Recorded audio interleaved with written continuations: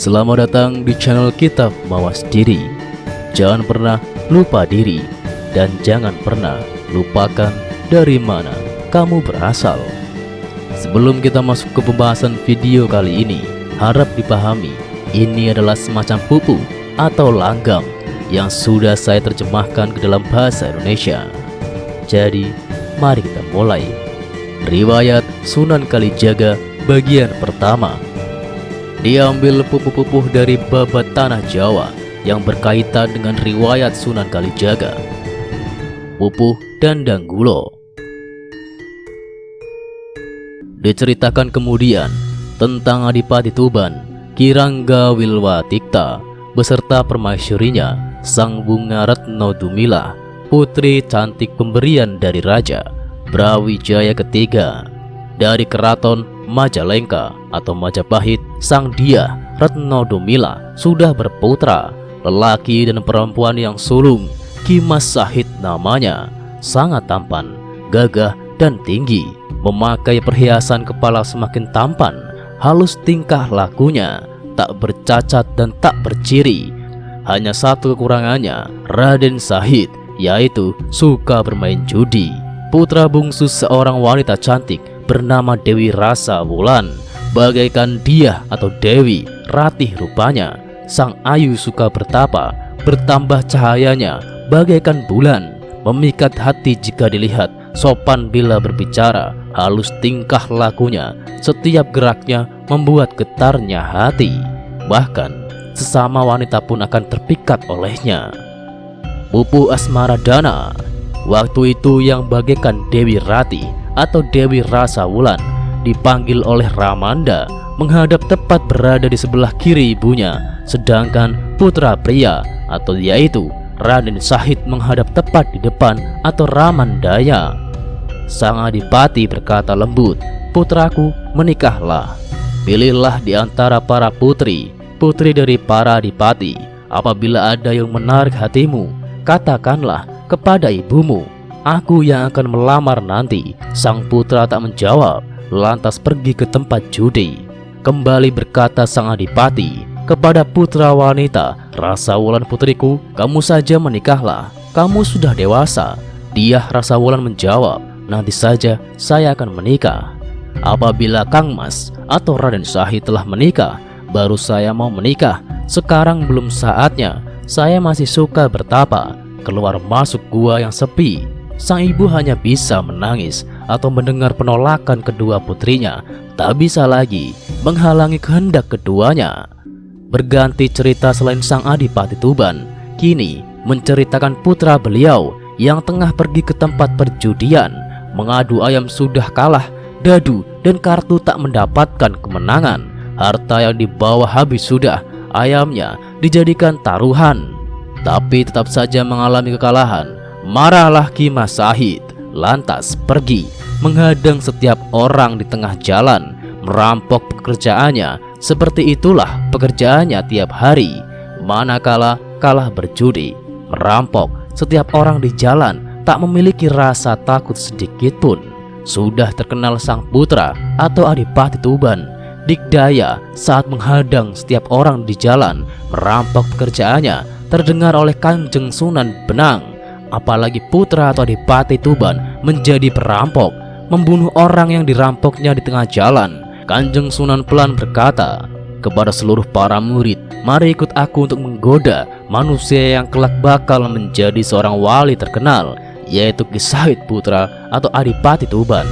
Sebenarnya dia adalah kekasih Hyang atau Agung, akan tetapi belum mendapatkan seorang guru, makanya masih kebingungan batinnya."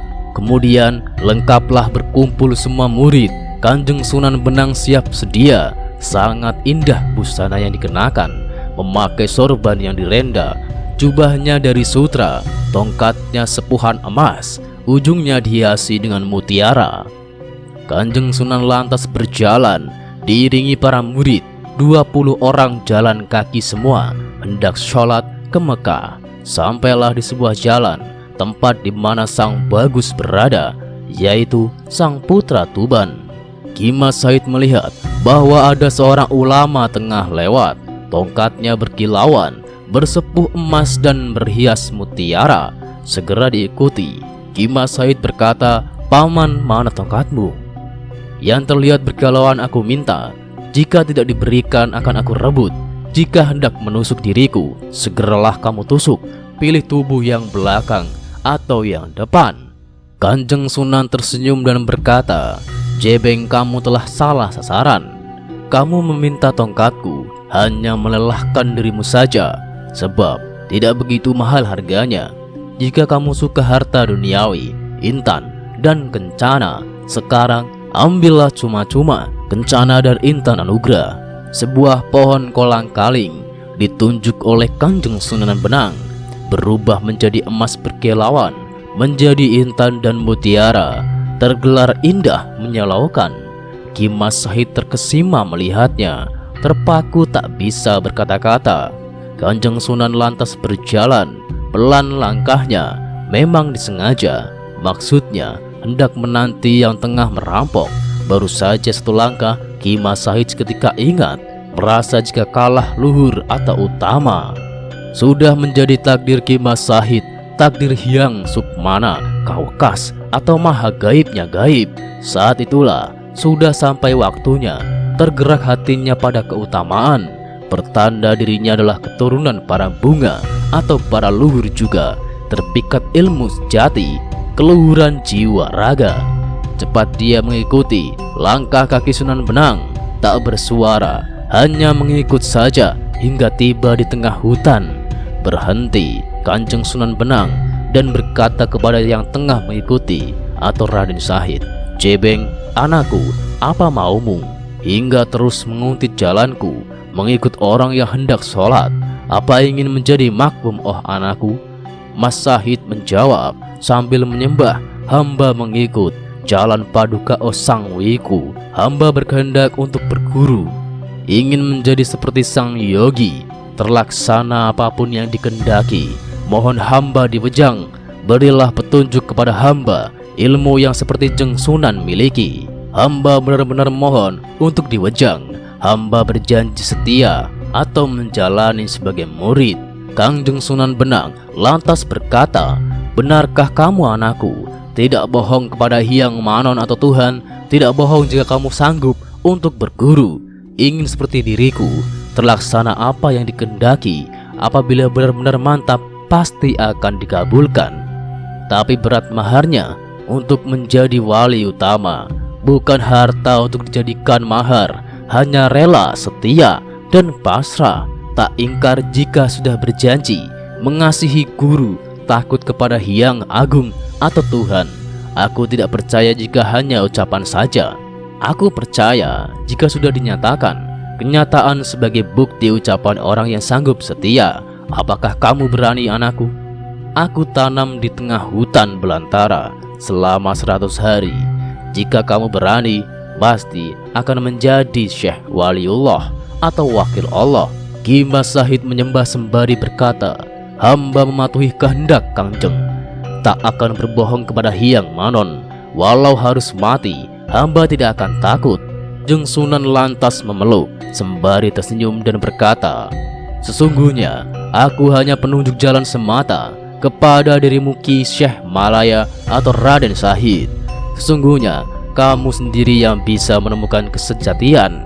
Pasrahlah kepada Yang Maha Kuasa. Wahai para murid, segeralah Ki Jebeng atau Raden Sahid buatkan lubang untuk bertapa." Waktu itu Ki Jakatuban atau Raden Sahid ditanam di tengah hutan belantara, hutan gembira namanya, yang tengah ditanam lantas ditinggalkan. Jeng Sunan lantas sholat. Ke Mekah sekejap sudah tiba. Seusai sholat Jumat, lantas pulang bertemu para murid, kemudian mengembara mengitari dunia. Demikianlah riwayat Sunan Kalijaga bagian pertama. Pembahasan pupu atau langgam kali ini di bagian pertama, dan nantikan riwayat Sunan Kalijaga pupu atau langgam di bagian kedua dalam video selanjutnya. Tetap di channel Kitab Mawas Diri.